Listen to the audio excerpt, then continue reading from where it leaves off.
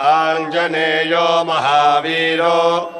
हनुमान् मारुतात्मजः तत्त्वज्ञानप्रदः सीता देवी मुद्राप्रदायकः अशोकवणिकाश्चेता सर्वमायाविभञ्जनः सर्वबन्धविमोक्ता च